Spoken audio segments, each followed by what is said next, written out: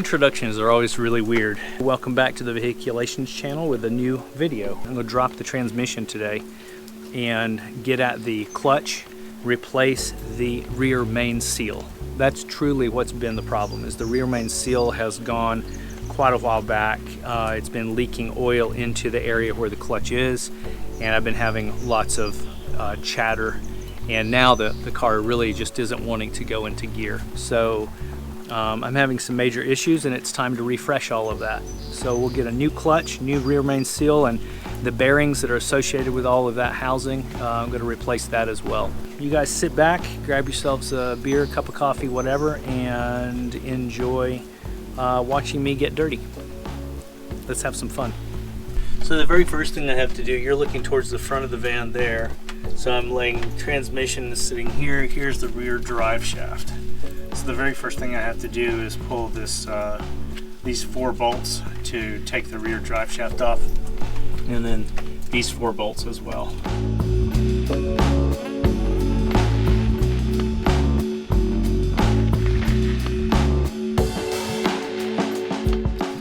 And that is a 14 mil. And I definitely had to get the PB blaster on this because it was so frozen. So this upper portion right here, it can just stay there until you get the bottom loose, because up here it's sitting on these 4 studs. So that's a good thing to keep in mind. I can actually remove all 4 of these nuts first.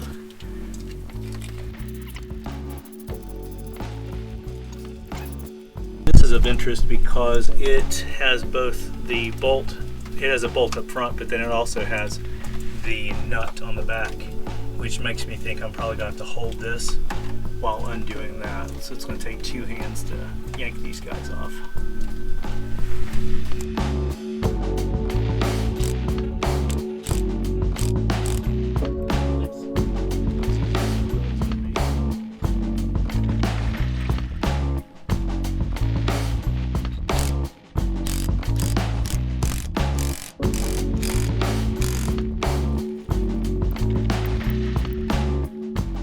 I just ended up getting my bottle jack, putting it under here with a couple of blocks, jacked the transmission up a tiny bit, and it took the pressure off the bolt back here. So it's good to, it's one of the things I just never done this before, so a little oversight on my part.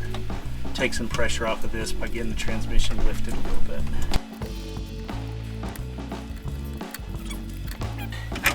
Gotcha. Yay, there it is. I think just to be safe, I'm going to scratch that side so I know it lines up with that. Okay, and then finally, gotcha. So the next thing I'm going to do down here is I'm going to remove the speedometer cable and the ground. Yeah, there's that. There we go. Leave that in there. Okay. I just went inside Krusty and put the van in 4-wheel drive low. So in locking it, it basically made this easier to break free.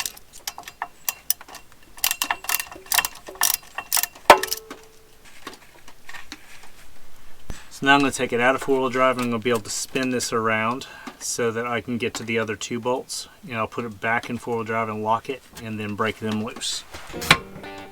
See if I can turn it like that.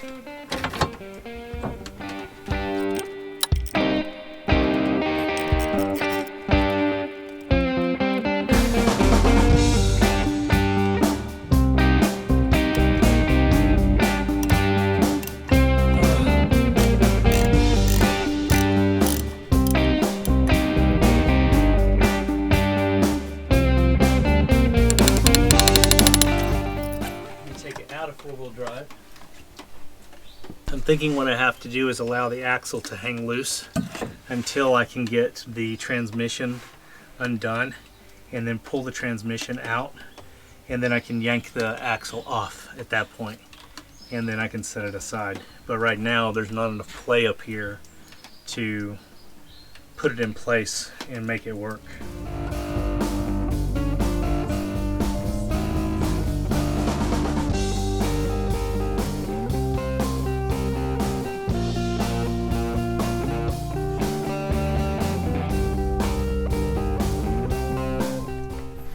Next thing I have to do is I'm going to disconnect these shifting cables. I'm going to unbolt there, and these are 12 millimeters right here. So what I did here is I could not get the boot off the back of the cable. I noticed that the outside ring of this washer, or whatever this is, was rolling with the nut, so I just clamped that thing down and was able to loosen the nut. I shot it with PB Blaster first, so now those two guys are free. I'm also going to disconnect back in here. There is a connector connected to this sensor right here. In order to get it out of the way, I believe I have to unclip the cables from here and here, and these are literally sliders that slide out. So they're going to slide out of the way, cables will be released, I can move them completely off to the side. So this part right here is the slave cylinder for the clutch, and it's still running off of the brake reservoir up front. Okay, so yep, there you go. Okay. In the meantime, just like as always, I'm going to put these bolts back in place, so they're just going to be where they're supposed to be. Ah, ooh, nice. I don't know if you can see that on camera, but it moved. Got it. So there you go. Those things are a nightmare. I'm going to pull this boot off. It's so disgusting. Ugh. Wow, that's a lot of oil inside there. Alright, so success. I was able to get out the bolts that held this bracket. Right now I've got the bracket tucked back in here.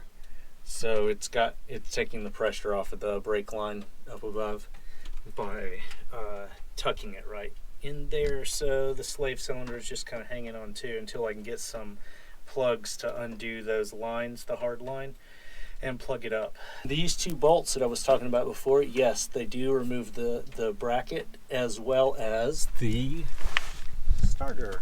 I am going to be taking it to my alternator guy and have him test it to see how it's looking, solenoid and all the other aspects of it. So laying underneath the transmission, I've got a number of bolts that need to be pulled out to remove the, get the bell housing loose. Maybe.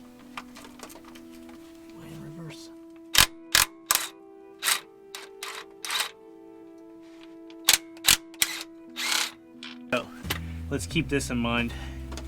This is a longer bolt on the driver's side and a shorter bolt on the passenger side.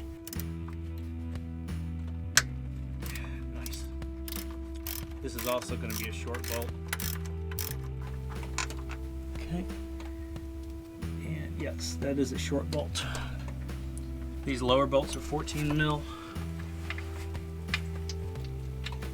Yep. 17 mil. Bizarrely enough, the 17 mil bolt at the top of the transmission wasn't even tightened down.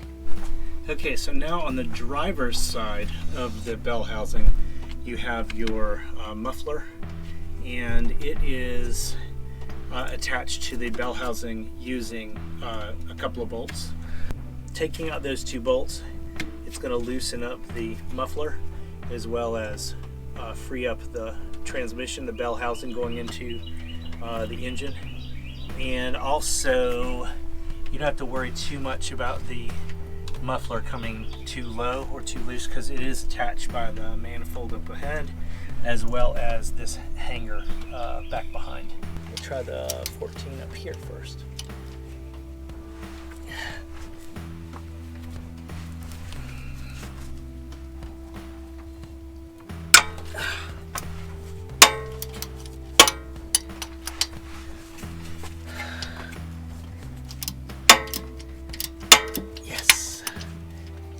it's pretty awesome. The undercoat from Japan, from when they shipped these things over, 1987, 1988, it is still under here. It's pretty awesome to see. All right, that one for the muffler housing is also a short 14mm bolt. The larger one down below, yep, 17. Okay.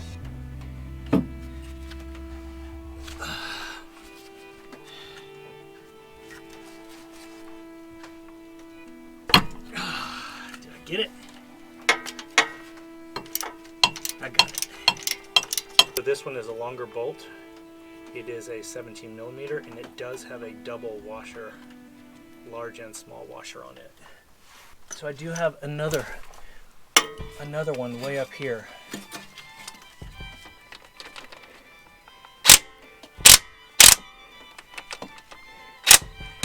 Yeah. Got it. So that upper one is, again, a 17mm, but with a single washer on him up above.